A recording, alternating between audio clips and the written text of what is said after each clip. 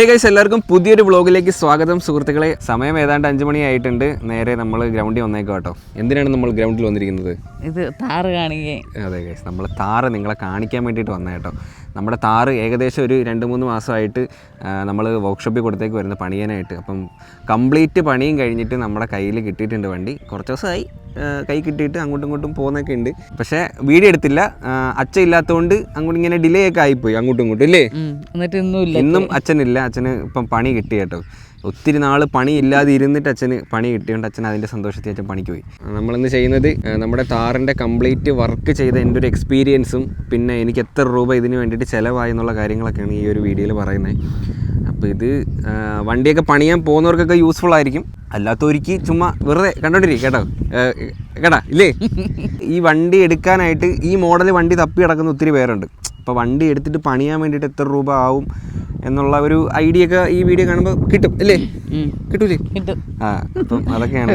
ഈ വണ്ടി ഇപ്പം ഇങ്ങനെ ഇരിക്കുന്നെങ്കിലും നേരത്തെ എങ്ങനെ ആയിരുന്നു എന്ന് നോക്കുമ്പോഴല്ലേ കറക്റ്റ് വ്യത്യാസം അറിയത്തുള്ളൂ. ഇത് പണിയുന്നതിന് മുമ്പുള്ള ആ ഒരു അവസ്ഥ നിങ്ങളൊന്ന് പോയി കണ്ടിട്ട് എന്നാലേ കറക്റ്റ് വ്യത്യാസം അറിയത്തുള്ളൂ ഇല്ലേ. അപ്പം അത് കണ്ടിട്ട് മതി.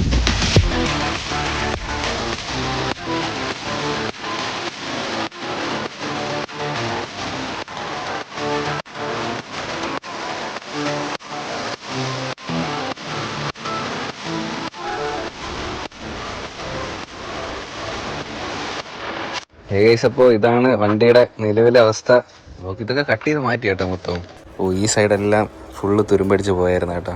അപ്പോൾ വേറെ മെറ്റലിട്ട് വെൽഡിങ് കഴിഞ്ഞിട്ടില്ല, കട്ട് ചെയ്തിട്ടിട്ടേ ഉള്ളൂ. അതുകൊണ്ട് വണ്ടി ഇവിടെ കിടപ്പുണ്ട്. ഞാൻ വണ്ടിക്ക് വെൽഡിങ്ങും പാച്ച് വർക്കും എല്ലാം കഴിഞ്ഞിട്ട് വണ്ടി നേരെ വീട്ടിൽ കൊണ്ട് ഇട്ടേ കേട്ടോ. ഗ്ലാസ്സിന് ഓർഡർ കൊടുത്തിട്ടുണ്ടായിരുന്നു. ഗ്ലാസ് ഓർഡറാക്കി വന്നിട്ടില്ല, ആ സാധനം കിട്ടിയിട്ടില്ല. പിന്നെ ഇനി പെയിൻറ്റിങ്ങിൻ്റെ വർക്കുണ്ട്.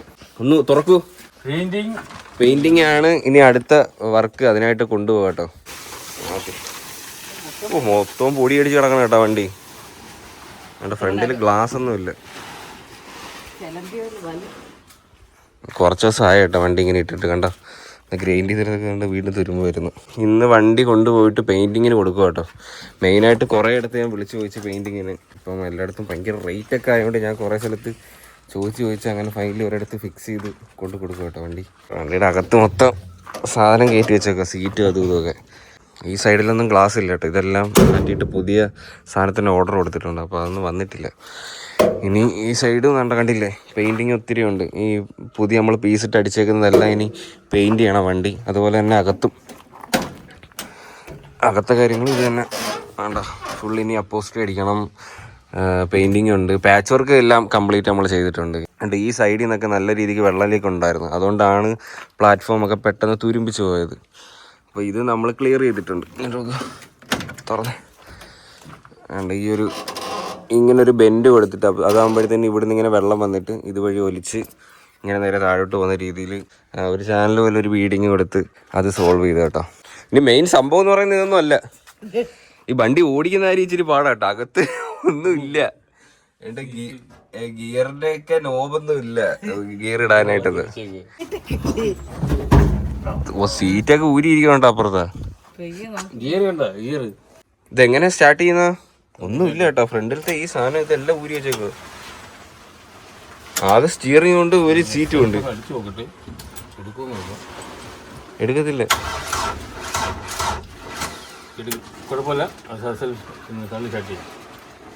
തള്ള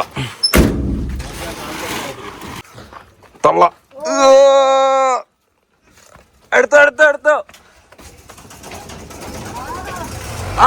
അത്രേ ഉള്ളു. വണ്ടി തള്ളി എടുക്കാൻ പറ്റത്തില്ല കേട്ടാ. തിരികെ പോവാം. വണ്ടി പോണോ നോക്കി.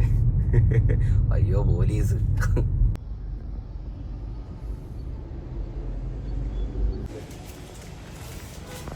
വണ്ടി എന്തായാലും കയറ്റി കേട്ടോ. ഒരു 10-15 ദിവസം എടുക്കും കിട്ടാനായിട്ട്. വണ്ടി പണി സീരീസിൻ്റെ 3ാമത്തെ ഘട്ടമാണിത്. ആദ്യം കൊണ്ടുപോയത് വണ്ടി വർക്ക്ഷോപ്പിനകത്തായിരുന്നു. ക്ലച്ചിൻ്റെ പണിക്ക് കയറ്റിയതാ. പിന്നെ വെൽഡിങ് അടിച്ചു. ഇപ്പോൾ വേണ്ട പെയിൻറ്റിങ്ങിന് കൊടുത്തു. ഇനിയുണ്ട് വർക്ക്. അപ്പോൾ ഇനി അങ്ങോട്ട് പണിയോട് പണിയാണ്. ഒരു സൈഡിൽ നിന്ന് തുടങ്ങി കഴിഞ്ഞാൽ പിന്നെ ഇങ്ങനെ പൊളിച്ചുകൊണ്ടിരിക്കും. ഇതാണ് വണ്ടിപ്പണിയുടെ ഒരു പ്രശ്നം. നമ്മൾ ഇച്ചിരി പണിയായിട്ട് തുടങ്ങും ഇല്ലേ. ഫുട്ബോളിന്റെ അവിടെ മാത്രമേ ഉള്ളൂ ചാലം. പ്രശ്നം ഉണ്ടായിരുന്നുള്ളൂ. അവിടെ ചെന്ന് അഴിച്ചപ്പോഴത്തേക്കാണ് മൊത്തം ബോഡി അവിടെ ഷീറ്റ് അഴിച്ചപ്പോഴാണ് എന്റെ കിളി പോയത്. ഈ സൈഡൊന്നും, ഈ വണ്ടിയുടെ ഈ സൈഡൊന്നും ഇല്ല, ഫുള്ള് ദ്രവിച്ചു പോയായിരുന്നു. പിന്നെ എന്തായാലും 10-15 ദിവസം കഴിഞ്ഞിട്ട് കാണാം. ഓക്കെ.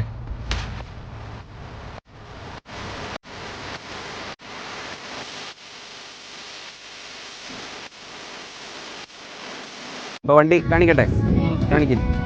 ഞാനാ കാണിക്കുന്നത്. അമ്മ കാണിക്കട്ടെ. Problems, I feel bad for your son. I got 99 problems and a big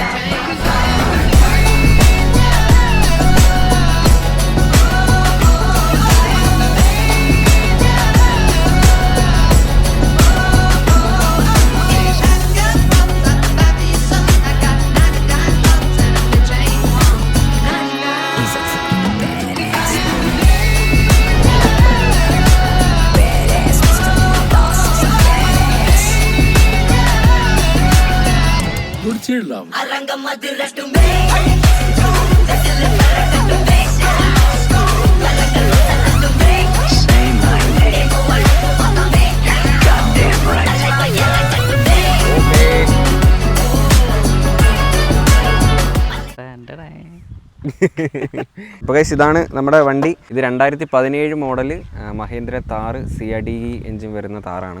അതായത് ഞാൻ വണ്ടി മേടിക്കുമ്പോഴേ കുറച്ച് പ്രശ്നങ്ങളുണ്ടായിരുന്നു. ആദ്യം തന്നെ വർക്ക്ഷോപ്പിൽ കൊടുത്തിട്ട് കുറച്ച് പണികൾ ചെയ്തായിരുന്നു. അതായത് വണ്ടി എടുത്ത സമയത്ത് ഷോറൂമിലാണ് കൊടുത്തത്. ഷോറൂമിൽ കൊടുത്ത് നല്ലൊരു പൈസ ചിലവായി, ഏതാണ്ട് ഒരു 10-22,000 രൂപ അടുപ്പിച്ച് ചിലവായിരുന്നു. പക്ഷേ വലിയ പണി ഉണ്ടോയെന്ന് വെച്ചാൽ വലിയ പണിയൊന്നും ചെയ്തില്ലായിരുന്നു. സ്റ്റിയറിങ്ങിൻ്റെ കുറച്ച് പ്രശ്നങ്ങൾ, എഞ്ചിൻ ഓയിൽ മാറുന്നത്, അങ്ങനെ കുറച്ച് പണികളൊക്കെ ചെയ്തുള്ളൂ. പക്ഷേ നല്ലൊരു പൈസ ചിലവായി. കാരണം എന്ന് വെച്ചാൽ നമ്മൾ സർവീസ് സെൻറ്ററിൽ കൊടുക്കുമ്പോഴത്തേന് ലേബർ ചാർജ് എന്നൊക്കെ പറയുന്നത് ഭയങ്കര കൂടുതലാണ്. അപ്പം നമുക്കത് ഷോറൂമിൽ കൊടുത്തിട്ടൊന്നും അഫോർഡ് ചെയ്യാൻ പറ്റത്തില്ല, ഇത് വണ്ടി പണിയാൻ പറ്റത്തില്ല. ഈ വണ്ടി ഹാർഡ് ടോപ്പ് അല്ലായിരുന്നു കേട്ടോ, ഇത് സോഫ്റ്റ് ടോപ്പ് ആയിരുന്നു. ഇത് രണ്ടാമത് മേടിച്ച ആൾ ഹാർഡ് ടോപ്പ് ചെയ്തതാണ്. പക്ഷെ അത് ചെയ്തത് ക്ലിയർ ആയില്ല. അതുകൊണ്ടാണ് ഇതിനകത്ത് വെള്ളം ലീക്കും കാര്യങ്ങളൊക്കെ ഉണ്ടായിരുന്നു. വെള്ളം ലീക്കൊക്കെ ആയിട്ട് മൊത്തം അകത്തൊക്കെ തുരുമ്പായി, പ്ലാറ്റ്ഫോം ഫുള്ള് തുരുമ്പായിരുന്നു. ഈ മെയിനായിട്ട് ഈ വണ്ടി നശിക്കാനുള്ള കാരണം എന്ന് വെച്ചാൽ ഈ വണ്ടിയിൽ വെള്ളം ഇറങ്ങും, അതായിരുന്നു മെയിൻ പ്രശ്നം. ഇവിടെ നിന്നാണ് വെള്ളം ഇറങ്ങുന്നത്, കാണിച്ചുതരാം. ബാ. ഈ ഒരു ഭാഗമൊക്കെ നല്ല ഗ്യാപ്പ് ഉണ്ടായിരുന്നു. അതുകൊണ്ട് തന്നെ ഇങ്ങനെ അടയ്ക്കുമ്പോഴത്തേന് ഇത് നേരെ ഇരിക്കത്തില്ല. ഇപ്പം അത് കറക്റ്റ് സീലായിട്ട് സെറ്റായിട്ട് ഇരിക്കുന്നുണ്ട്. അങ്ങനെ ഇതിൻ്റെ അകത്തൂടെ വെള്ളം ഇറങ്ങുമായിരുന്നു. പിന്നെ നമ്മുടെ ഫ്രണ്ട് സൈഡിൽ ഈ സൈഡിലും വെള്ളം ഇറങ്ങുമായിരുന്നു. അങ്ങനെ ആയിരുന്നു വണ്ടിക്കകത്ത് മെയിനായിട്ട് വെള്ളം ഇറങ്ങി മൊത്തവും തുരുമ്പായി പോയത്. ഈ വണ്ടി കൊണ്ടു നടക്കുന്നവർക്കറിയാം, ഇത് ഭയങ്കര തുരുമ്പാണ് മഹേന്ദ്രയുടെ വണ്ടി. ഈ നമ്മുടെ താറ്, അതുപോലെ പഴയ ബൊലേറോ, ഇതൊക്കെ ഭയങ്കര തുരുമ്പാണ്. അപ്പോൾ പാച്ച് വർക്ക് എന്തായാലും വരും കുറേ നാൾ കഴിയുമ്പോൾ, നമ്മൾ എങ്ങനെയൊക്കെ സൂക്ഷിച്ചാലും വരും. പിന്നെ വെള്ളവും കൂടെ ഇറങ്ങുന്നെങ്കിൽ പിന്നെ പറയണ്ട. നമ്മുടെ വണ്ടീൻ്റെ അകത്ത് ഈ ഭാഗങ്ങൾ എല്ലാം തുരുമ്പായിരുന്നു കേട്ടോ, ഫുള്ള് തുരുമ്പായി പൊത്തയായിരുന്നു. ഇതൊക്കെ പിന്നെ വേറെ മെറ്റലിട്ട് കട്ട് ചെയ്ത് വെൽഡ് ചെയ്ത് സെറ്റ് ചെയ്ത് വെച്ചേക്കുക. അതുപോലെ തന്നെ ഈ ഭാഗം ഇതും ഫുള്ള് തുരുമ്പായിരുന്നു. ഇതിൻ്റെ പഴയ വീഡിയോ കൊണ്ട് കേട്ടോ, അത് ഞാൻ കാണിച്ചു തരാം, അപ്പോൾ കാണുമ്പോൾ നിങ്ങൾക്ക് മനസ്സിലാവും. ഈ റൈറ്റ് സൈഡിൽ നമ്മുടെ ഡ്രൈവിംഗ് സൈഡിൽ ഈ സീറ്റിൻ്റെ അടിയിലും ഇവിടെ എല്ലാം തുരുമ്പടിച്ച് പൊത്തയായിരുന്നു. കാണിക്കാമോ? അതെല്ലാം നമ്മൾ ക്ലിയർ ചെയ്ത് പെയിൻ്റ് അടിച്ച് സെറ്റാക്കിയിട്ടുണ്ട് കേട്ടോ. ഞാൻ മെയിനായിട്ട് ഇത്രയും പണി വരും എന്ന് ഞാൻ പ്രതീക്ഷിച്ചില്ല ശരിക്കും. ഈ സൈഡിൽ അപ്പുറ സൈഡിലെല്ലാം തുരുമ്പുണ്ടായിരുന്നു, അതായത് കണ്ണറയൊക്കെ വീണിട്ട് അതുവഴി വെള്ളം ഇറങ്ങി പോകുക. അപ്പോഴത്തേന് ഞാൻ വിചാരിച്ചു അവിടെ മാത്രമേ കാണത്തുള്ളൂ എന്ന് വിചാരിച്ചു. അപ്പം ഇവിടെ ഞാൻ വെള്ളം ലീക്ക് ഉണ്ടെന്ന് പറഞ്ഞാൽ അതെങ്ങനെയെങ്കിലും സെറ്റ് ചെയ്യാൻ പറ്റുമോ എന്ന് ചോദിച്ചുള്ളൂ. കാരണം ഈ ടാർപ്പ് ഇങ്ങനെ കിടക്കുമ്പോഴത്തേന് ഇതിൻ്റെ മണ്ടേ തുരുമ്പുണ്ടോ ഇല്ലയോ എന്ന് നമുക്ക് അറിയാൻ പറ്റത്തില്ല. ഈ ടാർപ്പ് അങ്ങനെ പുള്ളി അഴിച്ച് നോക്കാൻ വേണ്ടിയിട്ട് ഇങ്ങനെ എടുത്ത് ഇതുവഴി ഇങ്ങനെ പൊളിച്ചപ്പോഴത്തേനും തുരുമ്പ്. ഈ സൈഡ് ഇതാണ്ട് ഇവിടെ തൊട്ട് ഈ ഭാഗം വരെ തുരുമ്പ്, മൊത്തം തുരുമ്പ്. ഇവിടെ അങ്ങ് ഫുള്ളില്ല, ദ്രവിച്ച് പോയേക്കുക. അങ്ങനെ പിന്നെ അതെല്ലാം മാറ്റി കട്ട് ചെയ്ത് കളഞ്ഞ് പുതിയ മെറ്റലിട്ട് വെൽഡ് ചെയ്ത് ഈ ഒരു പീസ് ഇതൊന്നും ഇല്ലായിരുന്നു, ഇതൊക്കെ ഫുള്ള് ഇളക്കി കളഞ്ഞായിരുന്നു. അതായത് വണ്ടിയില്ല പറ്റില്ല നരസിംഹത്തിലെ ജീപ്പില്ലേ, അതുപോലെ മൊത്തത്തിൽ ഓപ്പൺ ആക്കിയിട്ടേക്ക് വരുന്നത്. ഇതൊന്നും ഇല്ലായിരുന്നു, ഫുള്ള് മാറ്റി സെറ്റാക്കിയതാണ്. അങ്ങനെ ഒരു ലോഡ് പണി ഈ വണ്ടിക്കകത്ത് ചെയ്തിട്ടുണ്ട് കേട്ടോ. അതുപോലെ തന്നെ ഈ ഒരു സൈഡ് ഗ്ലാസ് ഇതും നമ്മൾ മാറിയതാണ്, പുതിയ സാധനം ഇട്ടേക്കുക. കാരണം എന്ന് വെച്ചാൽ നേരത്തെ നിന്ന് മറ്റേത് ഇല്ല മൊത്തം പുകഞ്ഞിരിക്കുമായിരുന്നു. അത് ഗ്ലാസ് അല്ല, ഒരു ഫൈബർ ടൈപ്പ് സാധനമായിരുന്നു. അത് എല്ലാം മാറ്റിയിട്ട് നമ്മൾ പുതിയ ഗ്ലാസ് സെറ്റ് ചെയ്തിട്ടുണ്ട്. ഇതിൻ്റെ അളവൊക്കെ കൂട്ടിയിട്ട് ഇത് കുറച്ച് വലിയ സൈസ് ഇട്ടേക്കുന്നത്. അപ്പം പുതിയ ഗ്ലാസ് കട്ട് ചെയ്ത് ടെമ്പർ ചെയ്ത് സെറ്റ് ചെയ്തിട്ടുണ്ട്. അതുപോലെ എല്ലാ A to Z വർക്കെല്ലാം ഞങ്ങൾക്ക് ഇഷ്ടപ്പെട്ട സ്ഥലത്ത് കൊണ്ടുപോയി പണിഞ്ഞതാട്ടോ. പാച്ച് വർക്ക് ഒരു വർക്ക്ഷോപ്പിലാണ് ചെയ്തത്. അതുപോലെ പെയിൻറ്റിങ് വേറെ വർക്ക്ഷോപ്പ്, അതുപോലെ ഇൻറ്റീരിയർ വേറെയാണ് ചെയ്തത്. അങ്ങനെ ഞങ്ങൾക്ക് ഇഷ്ടപ്പെട്ട സ്ഥലത്ത് കൊണ്ടുപോയി സമയം എടുത്ത് പണിഞ്ഞതാണ്. പിന്നെ പെയിൻറ്റിങ് ചെയ്തത് പക്ക അടിപൊളിയാണ് കേട്ടോ. എനിക്ക് ഭയങ്കരമായിട്ട് ഇഷ്ടപ്പെട്ടു പെയിൻറ്റിങ്.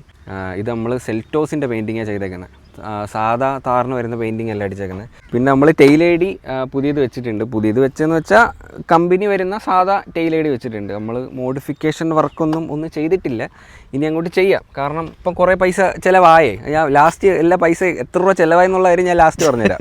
പിന്നെ ഈ ഒരു ഭാഗങ്ങളെല്ലാം പെയിൻറ്റ് ചെയ്തിട്ടുണ്ട്. ഈ ഒരു പ്ലാസ്റ്റിക് സംഭവം അമ്മയുണ്ടോ ക്യാമറാമാൻ? വൈകിട്ടോ ഈ ഒരു ഭാഗങ്ങളെല്ലാം പെയിൻറ്റ് ചെയ്തിട്ടുണ്ട്. പിന്നെ നമ്മൾ ടയേഴ്സ് മാറിയിട്ടില്ല, കണ്ടല്ലോ, ഇത് മൊട്ട ടയർ തന്നെ കിടക്കുന്നത്, ടയർ മാറിയിട്ടില്ല. പിന്നെ ഈ ഒരു ബമ്പർ ഇതെല്ലാം പെയിൻറ്റ് ചെയ്ത് സെറ്റാക്കി മാറ്റ് ബ്ലാക്ക് അടിച്ചിട്ടുണ്ട്. പക്ഷേ നമ്മുടെ വണ്ടി പണിഞ്ഞ എല്ലാവരും നല്ല അടിപൊളിയായിട്ട് നീറ്റായിട്ട് പണിഞ്ഞ് തന്നിട്ടുണ്ട് കേട്ടോ. അതിൽ ഞാൻ ഭയങ്കര സാറ്റിസ്ഫൈഡ് ആണ്. അപ്പോൾ ഇനി അകത്തുള്ള സംഭവം കാണിച്ചു തരാം. ബാ, ഇതൊക്കെ നമ്മൾ ഫുള്ള് മാറ്റിയിട്ടുണ്ട്. ഈ ഒരു ഭാഗമൊക്കെ നേരത്തെ ഈ ഒരു മെറ്റീരിയലായിരുന്നു ഇരുന്നത്, പിന്നെ നമ്മളത് മാറ്റിയിട്ട്. പക്ഷെ ഇത് കാണാൻ നല്ല ഭംഗിയുണ്ട്. പിന്നെ നമ്മൾ ചെയ്തുകൊണ്ടിരുന്നപ്പോഴത്തേന് സ്പീക്കർ ചെറുതായിട്ട് മിസ്സായിരുന്നു, പിന്നെ നമ്മൾ വേറൊരു സ്പീക്കറായിട്ട് സെറ്റ് ചെയ്തു. ഓക്കെ, പിന്നെ ഇൻറ്റീരിയറൊക്കെ ഇതാണ് കേട്ടോ. അമ്മ ഒന്ന് കയറിയാണ്. ഞാൻ എങ്ങും പോയില്ല, ഞാൻ ഇപ്പൊ ഇങ്ങോട്ട് വന്നതേ ഉള്ളൂ ഗ്രൗണ്ടിലോട്ട്. പോയില്ല. പിന്നെ അകത്തൊക്കെ ഇങ്ങനെയാണ് വണ്ടീൻ്റെ. പിന്നെ എനിക്ക് വേറൊരു ചെറിയ, എന്തായാലും നമുക്ക് മണ്ടത്തരങ്ങൾ എന്ന് പറയുന്നത് നമുക്ക് പറ്റും. അത് സാധാരണ വണ്ടി പണിയുമ്പോഴായാലും വീട് പണിയുമ്പോഴായാലും ഒക്കെ മണ്ടത്തരങ്ങൾ പറ്റും. അങ്ങനെ എനിക്കും പറ്റിയൊരു മണ്ടത്തരം കണ്ടോ, തല തട്ടുന്നുണ്ട്. ഇത് നമുക്ക് നേരത്തെ ഇവിടെ ഒന്നും ഇല്ലായിരുന്നു, ഇതിൻ്റെ ടോപ്പിൽ ഫുള്ളിങ്ങനെ ഈ ഒരു ലെവലിലായിരുന്നു കിടന്നത്. അപ്പോൾ ഇത്രയും ഒരു ഗ്യാപ്പ് നമുക്ക് കിട്ടുമായിരുന്നു തല വെക്കാനായിട്ട്. പക്ഷേ ഈ ഒരു തട്ടടിച്ചപ്പോഴത്തേന് ഹൈറ്റ് കുറഞ്ഞു. അത് മാത്രമല്ല, അച്ഛൻ്റെ വേറൊരു ഒടുക്കലത്തെ ഒരു ഐഡിയ, സീറ്റിന് കുഷ്യനും കൊണ്ട് അടിച്ചപ്പോഴത്തേന് വീണ്ടും ഹൈറ്റ് കൂടി. അങ്ങനെ ഇപ്പോൾ തലമുട്ടും. അമ്മയ്ക്ക് ഇത്ര ക്യാപ്പ് കിടപ്പുണ്ട്, പൊങ്ങി പോയാലും കട്ടറിലങ്ങനെ വീണാലും കുഴപ്പമില്ല. അപ്പോൾ അങ്ങനെ ഒരു മണ്ടത്തരം പറ്റി കേട്ടോ. നേരത്തെ ഇവിടെ ഒന്നും ഇല്ലായിരുന്നു കേട്ടോ, ശൂന്യമായിരുന്നു മൊത്തത്തിൽ. അതുകൊണ്ട് തന്നെ ഈ വണ്ടിക്കകത്ത് ഇരിക്കാൻ പറ്റത്തില്ല, ഭയങ്കര ചൂടാണ്. മെയിനായിട്ട് ഈ സംഭവം കണ്ടോ, ഇത് പാട്ടത്തകിട. ഈ തകിടിൽ വെയിലടിച്ചിട്ട് ചൂട് ഡയറക്റ്റ് ഇറങ്ങും. പിന്നെ നമുക്ക് ഇതിൻ്റെ അകത്ത് ഇരിക്കാൻ പറ്റത്തില്ല, അമ്മാതിരി ചൂടായിരിക്കും. ഫ്രണ്ടിൽ പിന്നെ AC ഉണ്ട്, അതുകൊണ്ട് കൂളായിട്ട് ഇരിക്കാം, കുഴപ്പമില്ല. പക്ഷേ ഇവിടെ എന്ന് വെച്ചാൽ അന്യായ ചൂടായിരുന്നു. അതുകൊണ്ട് നമ്മൾ ചൂട് ഒത്തിരി വരാതിരിക്കാൻ വേണ്ടിയിട്ട് സ്പോഞ്ച് വെച്ചിട്ടുണ്ട്. പിന്നെ ഫ്ലൈവുഡ് വെച്ച് അടിച്ചിട്ട് ഈ ഒരു മെറ്റീരിയലൊക്കെ വെച്ച് സെറ്റ് ചെയ്തേക്കുന്നത്. അപ്പോൾ ഒത്തിരി ചൂട് വരത്തില്ല. പിന്നെ നമ്മൾ പറഞ്ഞല്ലോ ഗ്ലാസിൻ്റെ വലിപ്പമൊക്കെ കൂട്ടിയിട്ടുണ്ട്, കുറച്ചും കൂടെ വിസിബിലിറ്റി കിട്ടാനായിട്ട്. പക്ഷെ അതിലും തേഞ്ഞു പോയി. കാരണം എന്ന് വെച്ചാൽ ഈ സീറ്റിന് ഹൈറ്റ് ഉള്ളതുകൊണ്ടേ വിസിബിലിറ്റി ഒന്നും വരത്തില്ല, ഇത്രയൊക്കെ കിട്ടും. പിന്നെ ഇങ്ങനെയൊക്കെ നോക്കിയാൽ കാണാടെ. നമുക്കിനി സീറ്റ് കുറച്ചാല് അത് കുഴപ്പമില്ല. ഡ്രൈവർ സീറ്റ് ഇരിക്കുമ്പോഴത്തേന് ബാക്കിൽ സൈഡ് ഒന്നും കാണത്തില്ല, കാരണം ഈ ഗ്ലാസ് എല്ലാം ബ്ലറായിരുന്നു, അഴുക്ക് പിടിച്ചില്ല, ഫൈബറിൻ്റെ ഒരു സാധനമായിരുന്നു. അത് കളഞ്ഞ് ഗ്ലാസ് വെച്ചുകൊണ്ട് ഇപ്പം ചുറ്റും നടക്കുന്ന എന്താണെന്നൊക്കെ കാണാം. ഈ പ്ലാറ്റ്ഫോം എല്ലാം തുരുമ്പായിരുന്നു കേട്ടോ, മൊത്തം തുരുമ്പായിരുന്നു. ഇതൊക്കെ നമ്മൾ ഫുള്ള് പെയിൻ്റ് അടിച്ച് ക്ലിയർ ആക്കിയിട്ടുണ്ട്. ഇനി മെയിനായിട്ട് കാര്യം ഇത് നനയ്ക്കരുത്, വെയിൽ ഒള്ളിക്കരുത് എവിടെയും. പിന്നെ എന്തിനാ വണ്ടി അങ്ങനല്ല വീട്ടിൽ വന്നിട്ട് വെളിയിൽ കളഞ്ഞേക്കരുത്. പിന്നെ ഇത് ഈ ഒരു ഭാഗത്ത് പെയിൻ്റ് ഇളകി പോയായിരുന്നു കേട്ടോ. കാരണം എന്ന് വെച്ചാൽ ഈ ഒരു ബീഡിങ് ഇട്ട സമയത്ത് വെള്ളം ഇറങ്ങാതിരിക്കാൻ വേണ്ടിയിട്ട് ഒരു സിലിക്കോൺ പശ തേക്കും. അത് പശ തേച്ച സമയത്ത് ഇവിടുത്തെ പെയിൻറ്റിങ് ഇങ്ങനെ പൊരിഞ്ഞ് ഇങ്ങനെ ഇളകിപ്പോയി. ആ പശേൻ്റെ ഇതുകൊണ്ട് കൊണ്ടുപോയി ഞാൻ രണ്ടാമത് കൊണ്ട് പെയിൻറ്റ് ചെയ്ത് ഈ ഒരു ഭാഗമൊക്കെ ഇപ്പോൾ പക്കയായിട്ട് സെറ്റായിട്ടിരിക്കുന്നുണ്ട്, കുഴപ്പമൊന്നുമില്ല. പിന്നെ ഹെഡ്ലൈറ്റ് സംഭവമൊക്കെ എനിക്ക് മാറണമെന്നുണ്ട്. ഇതൊക്കെ സാധാ നമ്മളിരുന്ന സ്റ്റോക്ക് ഹെഡ്ലൈറ്റാണ്. അപ്പോൾ ഇത് മാറ്റിയിട്ട് മറ്റേ പ്രൊജക്ടർ ടൈപ്പൊക്കെ ആക്കണമെന്നുണ്ട്. അപ്പോൾ ഒത്തിരി പരിപാടിയും ചെയ്യാൻ പറ്റില്ല, കാരണം റോട്ടി ഇറങ്ങുമ്പോഴേ MVD പിടിക്കും, മുക്കിനിട്ട് പിടിച്ചളയും. അതുകൊണ്ട് നമുക്ക് ഒത്തിരി പരിപാടിയും കാണിക്കാൻ പറ്റത്തില്ല. എന്നാൽ വലിയ ബോറല്ലാത്ത രീതിയിലുള്ള ചെറിയ മോഡിഫിക്കേഷൻ സംഭവമൊക്കെ നമുക്ക് ചെയ്യാം. മെയിനായിട്ട് ഇനി ടയേഴ്സ് മാറണം. ടയർ മാറുന്നതിന് മുമ്പായിട്ട് ഇനിയും വണ്ടിക്കൊരു ചെറിയ പണിയുണ്ട്. കാരണം ഈ ഒരു ഇട സൈഡ് ബെയറിങ് പോയിട്ടുണ്ട്. അപ്പോൾ അത് മാറിയാലേ അലൈൻമെൻറ്റൊക്കെ കറക്റ്റായിട്ട് ടയറൊക്കെ നിൽക്കത്തുള്ളൂ. അതുകൊണ്ടാണ് ഇപ്പോൾ ടയർ മാറാത്തത്. അപ്പോൾ എന്തായാലും ഉടനെ കിട്ടിയിട്ട് നമ്മൾ അതും കൂടെ പണിയും. വണ്ടി പണി തുടങ്ങിക്കഴിഞ്ഞുണ്ടല്ലോ നിർത്താൻ പറ്റത്തില്ല, ഇങ്ങനെ വരും. മെയിനായിട്ട് ഈ വണ്ടിക്കൊക്കെ അത്യാവശ്യം നല്ല മെയിൻ്റെനൻസ് വരുന്നതാണ്. അപ്പം ഇതൊക്കെയാണ് വണ്ടിയിൽ ഞാൻ ഓവറോൾ ചെയ്തേക്കുന്ന വർക്ക് എന്ന് പറയുന്നത്. പിന്നെ എന്തെങ്കിലും ഇനി പറയാനുണ്ടോ, ഞാൻ മിസ്സായെന്ന് എനിക്കറിയത്തില്ല. കൂടുതലും അച്ഛനും കൂടെ ഉണ്ടായിരുന്നല്ലോ. ഇത് അച്ഛൻ വരുമ്പോഴത്തേനും അച്ഛനെ കൊണ്ടും പറയിക്കാം.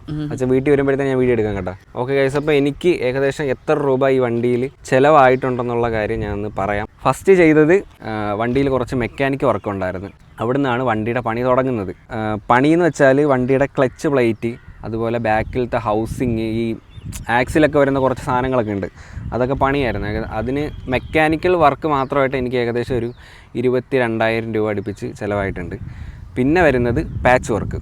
പാച്ച് വർക്കിന് മാത്രമായിട്ട് ഏകദേശം ഒരു 28,000 രൂപ അടുപ്പിച്ചായിട്ടുണ്ട്. അത് ലേബർ ചാർജ്, പിന്നെ ഇതിൻ്റെ മെറ്റീരിയൽ, ആ സംഭവം എല്ലാം കൂടെ കൂട്ടിയിട്ടുള്ളൊരു റേറ്റാണ് ഞാൻ പറഞ്ഞത്, 28 രൂപ അടുപ്പിച്ച്. പിന്നീട് നമ്മൾ ചെയ്തത് പെയിൻറ്റിങ്ങിന് ഏകദേശം ഒരു 30,000 രൂപ അടുപ്പിച്ച് ചിലവായിട്ടുണ്ട്. ഓക്കെ, 25,000 രൂപയാണ് പെയിൻറ്റിങ്ങിന് പറഞ്ഞത്. പക്ഷേ ഈ ഒരു ബോണറ്റൊക്കെ ഡെൻറ്റ് ചെയ്യാനൊക്കെ ഉണ്ടായിരുന്നു. പിന്നെ അടിപ്പെയിൻറ്റ്, അങ്ങനത്തെ കുറച്ച് സംഭവം എല്ലാം കൂടെ കൂട്ടിയിട്ട് ഒരു 30,000 രൂപ നമുക്ക് പെയിൻറ്റിങ് വർക്കിനായിട്ടുണ്ട്. അപ്പം ഇപ്പോൾ തന്നെ ഒരു 80,000 രൂപ ആയിട്ടുണ്ട്.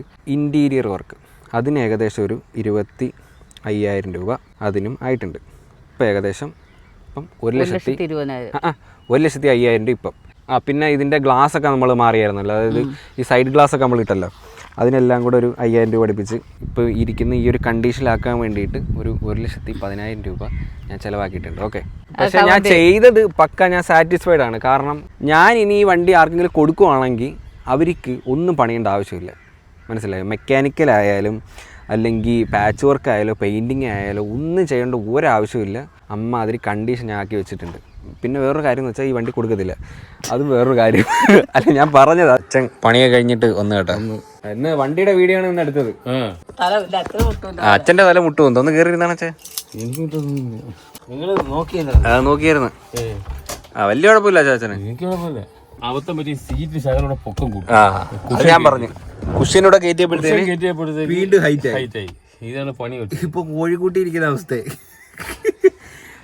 ഇങ്ങനെ കണ്ട മുട്ടും, എനിക്ക് നല്ല മുട്ടും. ഞാൻ കഴിവാൻ നേരത്ത് വെള്ളം മൊത്തം അടിച്ചു നോക്കി, ഒരു തുള്ളി വെള്ളം അകത്ത് വീഴുന്നില്ല. ഫ്രണ്ടിൽ ആ ഒരു ബെയറിങ് മാറാറുണ്ട് ലെഫ്റ്റ് സൈഡിൽ. അപ്പം അതും കൂടെയൊക്കെ മാറിയാലേ നമുക്ക് എവിടെയെങ്കിലുമൊക്കെ ട്രാവൽ ചെയ്യാനൊക്കെ പറ്റത്തുള്ളൂ, അല്ലേ ചാ?